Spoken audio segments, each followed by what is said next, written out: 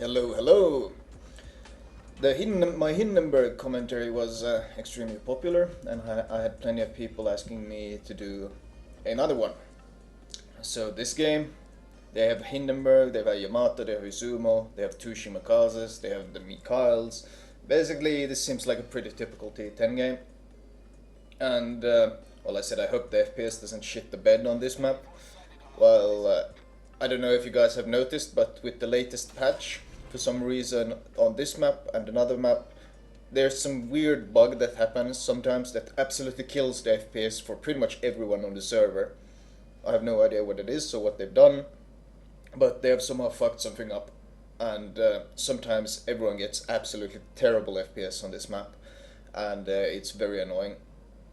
Anyway, in this case, I'm obviously pushing up quite aggressively here because, well, you see our Shimakaze.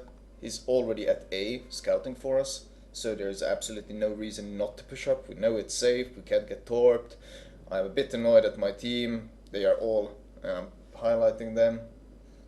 Why are they still in spawn, hiding back here? The Shimakaze has already kept A for us. Basically, this Shimakaze is doing everything right. He's scouting for us and he's capping the objectives for us. And as if a player is doing something so right, I get annoyed if the team doesn't support him, because basically, if another DD detects him now and he gets into a fight with another DD, the other DD will have the full support of his team because all the enemy ships are so close to him, whereas our DD will have almost no support because we're so far away. We'll have a hard time even helping him. That's why I'm frustrated when I see a player basically doing everything correctly, but the team isn't supporting him properly. Now I'm taking some pot shots at some of these cruisers that happen to give me a broadside. I'm pushing quite aggressively here, which, well, not really that aggressively, considering it's already 4 minutes into the game and I'm not even into the cap yet. The problem is my team is being superbly passive. But I'm slowing down now a bit since I don't want to be this far in the front. I'm pretty much the only target. Me and the Hipper is pretty much the only target they have yet. The guy asked me if I was streaming, I told him not right now. I'm hoping I can turn.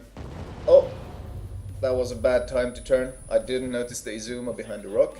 I tried to turn before the Yamato shot, which I managed, but basically there were so many battleships aiming at me that one of them was going to land a good hit, and unfortunately it was a Citadel, or well, unfortunately and unfortunately, that was a bad play from me.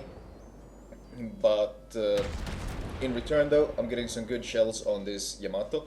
As I've said before, one of the strengths of this ship is it doesn't matter what ship is giving you broadside, you can do huge amounts of damage as long as it gives you broadside. This is a Yamato, I have no issues penning him. That one volley I did on him did 11k damage.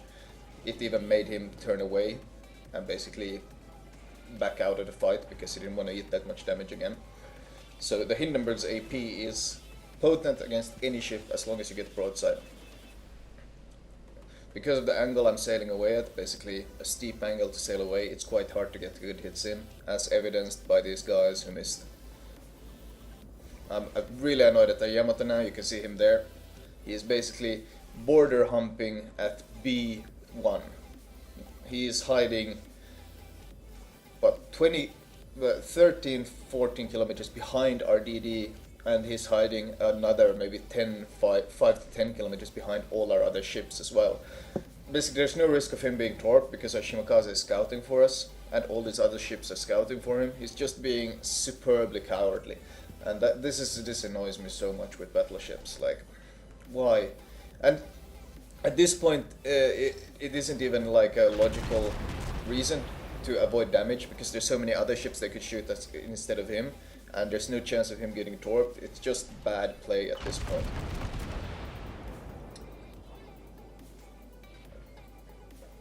Sorry about that, took some coffee.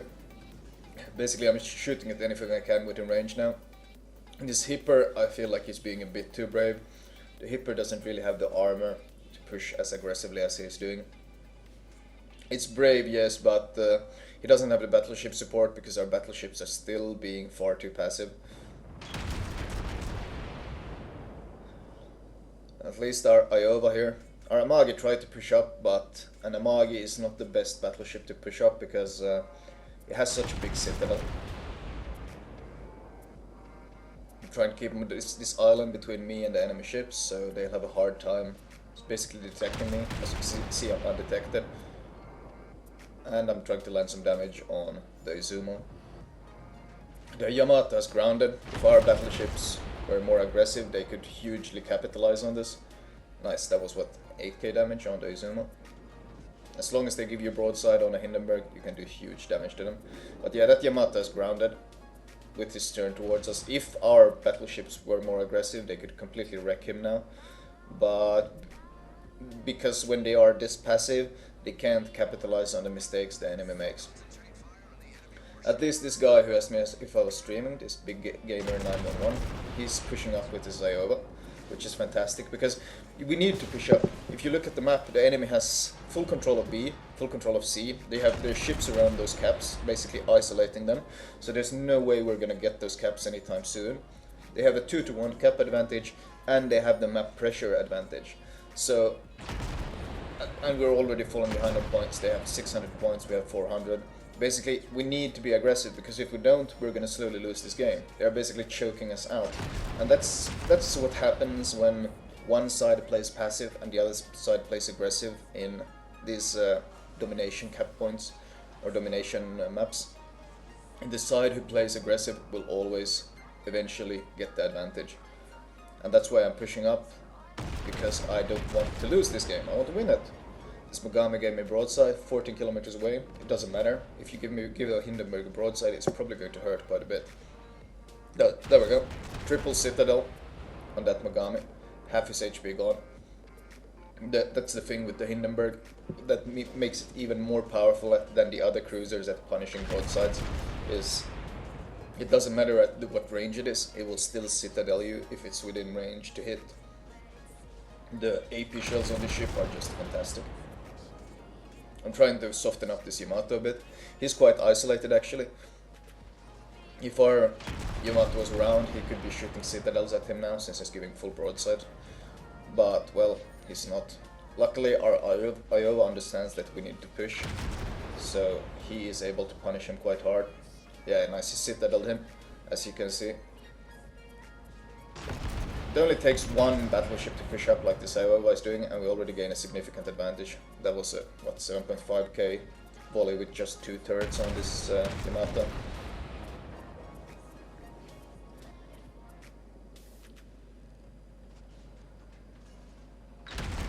This Hindenburg is pushing up, so I'm switching to him.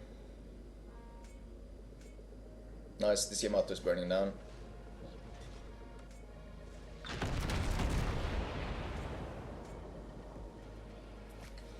They have almost, well, they were at 750 points. We got a kill now. It was actually our first kill of the game, and that was the Yamato. That was the first kill of the game. That tells you how passively basically my team has been playing it, if that's the first kill we've gotten.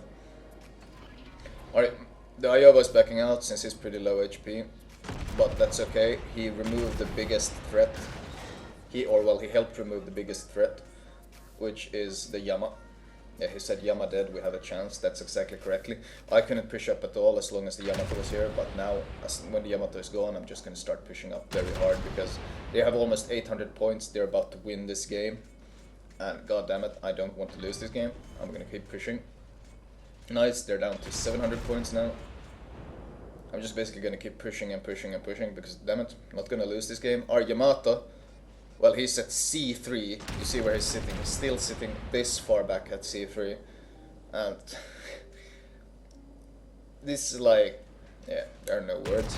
Some people just don't deserve a T10 battleship. They just don't know how to play it, how to be effective for the team. This Tirpitz is giving me broadside, so that means huge damage. I'm gonna kill him very quickly.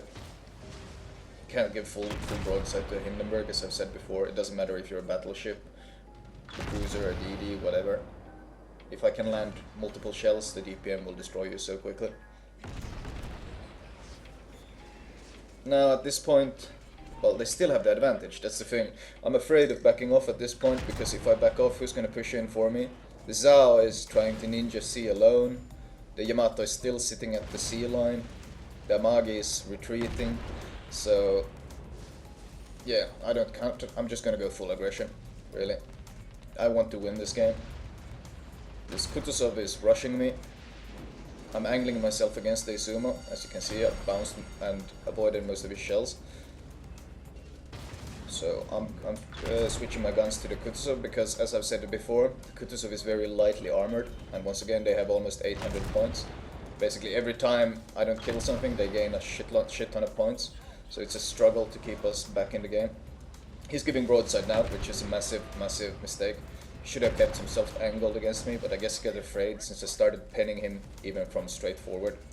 But now that he's given me the full broadside, that's when he's made his basically cardinal mistake. Because now I can start landing citadels on him. And when I start landing citadels, then you get those 13k volleys. Oh, I accidentally hit the Shima once, because he went in front of me. Sorry about that. I think he's trying to smoke me up, so like... No, he's detected himself. I don't think he's actually trying to be anything as tactical as that. But I can't retreat there, back up to 800 points again. I'm just gonna keep pushing. I killed the Mikhail, now the Mogami is challenging me. I think he's probably torqued, so I'm angling myself. But he's giving me broadside as well. Oh, Daiova finished him off. I was just about to kill him. They still have any Ibuki though, but I'm gonna keep charging. We have actually taken the lead now. But fuck it, let's go. He's giving me broadside, which means 18k damage with 3 citadels, 14k damage with 2 citadels, and instantly dead. That's what happens if you give broadside. There was 6 citadels on that Ibuki, he got deleted. Oh, they still have a DD in the smoke. Oh fuck it, I'm gonna take him with me. Torps on him. Nice, I got a vision of him. Bam, Kraken, Confederate with the last volley. And now we have the lead. Oh well, we have taken 2 caps and we're capping the 3rd. So even if they still have the point lead, we now hold the ship lead. And most likely this will be enough to switch the game in our favor. Not surprisingly, the game ended soon after, because they had no more ships to fight it out with. And you can see the pure power of the Hindenburg. As soon as the Yamato was out of the picture, and I was basically allowed to charge in and push in, how strong of a bully the Hindenburg can be because of the pure AP damage you pump out, especially using my mod. I ended up doing 176,000 damage in, what, 13 minutes of battle. So, overall, I love being aggressive with T-10 cruisers. It's just so much fun.